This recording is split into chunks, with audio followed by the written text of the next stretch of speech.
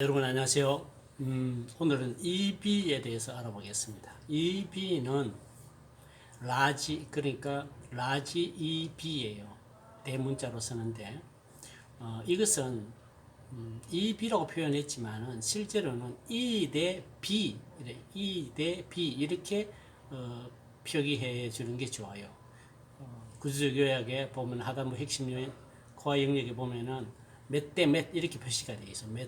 이것은 뭐냐면 왼쪽은 사고, 인간 운동의 합을 적어 놓은 거예요. 오른쪽은 정서, 유체색을 적어 놓은 거예요. 유체색은 어떤 게 있죠? 이제 칼라, 순수 색채 C, 또 CF, FC, CN 이런 게 있는데 CN은 채점하지 않습니다. 이 세 개. 그런데 여기서 C는 점수가 다 달라요. FC는 0.5점이고 CF는 1점이고 C는 1.5점을 줘요. 이것을 적용해 가지고 합계 점수를 낸 것이 W sum C예요. 그냥 sum M 왼쪽에 인간 운동은 그냥 인간 운동 반응한 걸 다 합하면 돼요. 그런데 오른쪽은 그것을 다 찾아내 가지고 이 점수를 다시 적용한 것을 합한 것이 W sum C예요. 왜 그러냐? C만 보면서 굉장히 강렬한 정서를 이야기합니다. 그래서 점수를 1.5점을 주는 거예요. 다음에 CF는 두 번째로 강렬한 정서인데 이것은 1점. 그리고 FC는 정서를 형태로 딱 묶었다고 생각하기 때문에 정서 표출을 억제한다. 그래서 0.5점을 주는 거예요. 그래서 예를 들어서 각각 두 개씩 봤다면은 C 점수를 두 개 봤으면 1.5 곱하기 2니까 3점. CF를 두 개 봤으면 1 곱하기 2는 2점. 다음에 FC를 두 개 봤더니 0.5 곱하기 2는 1점. 그래서 3점 더하기 2점 더하기 1점. 그래서 총 6점이 되는 거예요. 그래서 운동 반응, 인간 운동 반응이 뭐 5개 봤다면 5대 6 이렇게 표시가 됩니다. 그럼 이것은 뭘 나타내느냐? 이것은 우리가 의사결정을 한다든가 또는 문제 해결을 할 때에 이 사람이 사고, 생각을 신중하게 생각을 해서 그것을 결정하는지, 문제 해결하는지, 아니면은 감정, 기분에 의해서 문제 결정을 한다든가 해결을 하는지를 보려고 하는 거예요. 그래서 인간 운동 반응은 건강한 사고를 표현해 준다고 봅니다. 그리고 칼라 반응, C 반응의 합은 정서, 기분을 표현한다고 봅니다. 그래서 먼저 첫 번째 M이 인간 운동 반응이 sum C, 칼라, 유채색보다 2점 이상이 더 크다면 2점 차이를 여러분 잘 기억해야 돼요. 2점 이상이에요. 2점 이상 크면은 이것은 내향형이라 그래요. 또 칼라 C가 2점 이상 크면은 외향형이라 그래요. 이는 우리가 심리검사에서 성격을 이야기하는 것과 틀려요. 그냥 이 경향성을 얘기해요. 문제 해결과 뭐라고 했죠?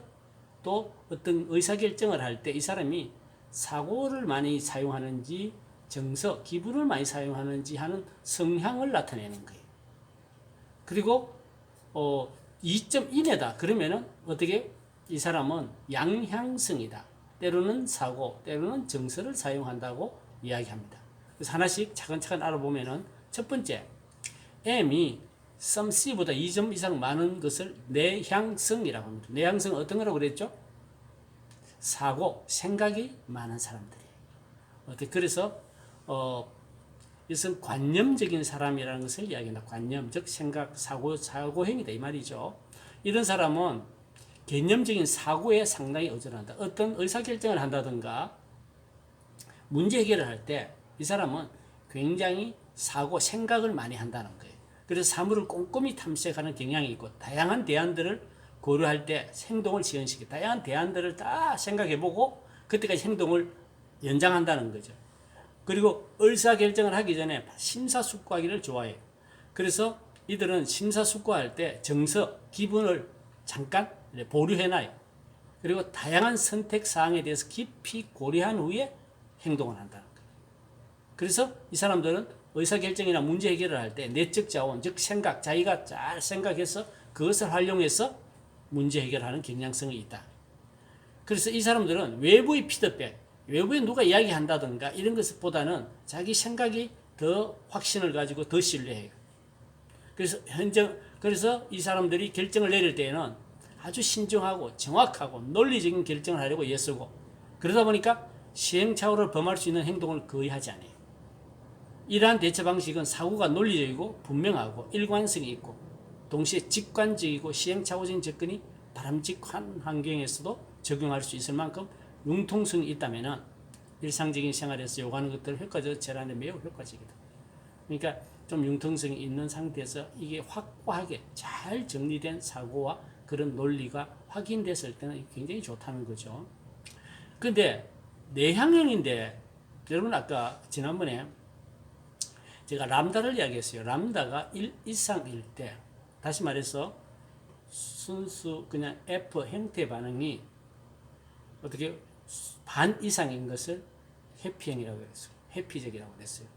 그러니까 20개 반응 중에서 10개 반응이 F를 봤다, 11개 봤다, 12개 봤다 이러면은 F가 1점 이상이 되겠죠. 1.2, 1.4 이렇게 올라가겠죠. 그러니까 10개 이상 봤을 때 이 사람이 내향형 EB에서 인간 운동 반응이 2점 이상 크면서 람다가 그러니까 순수 F 형태 F 반응이 순수 형태 반응이 반 이상 봤다면은 이거는 내향형이면서 회피형을 이야기해요. 회피형 내향형이라고 그래요. 그러니까 좀 이렇게 사고 중심이지만 좀 회피적이다. 회피적이라는 것은 뭐예요? 단순하다. 제가 이제 개인적으로 이것을 이렇게 명명했어요. 단순한 내향성, 사고형, 단순 사고형 이렇게 저는 생각을 해요. 어떻게 단순 사고형이냐? 이 사람은 되게 회피형 내향형 간념지향적이다. 사고적이지도 하고 순수한 내향형과는 좀 달라요. 왜 다르냐면은 이들이 다양한 대안들을 고려하여 결정을 지연시키기로 해요. 이것은 내향형이 여기까지 같아요. 그런데 회피적인 성향이 우수하기 때문에 철저히 탐색하고 결과적으로 개념적 활동이 훨씬 단순한 것이 특징이에요. 이 사람들은 단순해요. 복잡한 걸 싫어한다 이 말이에요. 그래서 이들 역시 문제 해결을 하거나 의사결정을 하는 동안에 감정을 잠시 보류시켜놔요. 그렇지만 복잡하고 모호한 상황에 직면하게 되면은 바로 복잡하고 모호하니까 어떻게 해요? 감정이 사고에 영향을 미쳐가지고 취약하다.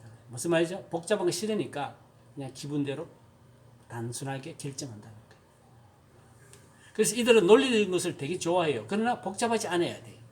가능하면 시행착오적인 접근을 하지 않으려고 하기 때문에 복잡하지 않아야 돼요. 이러한 대처 방식은 상황이 규칙적이고 모호하지 않을 때 상당히 효율적일 수 있고 명확하고 일관성 있는 개념적 사고를 보여줄 수 있다고 이야기합니다.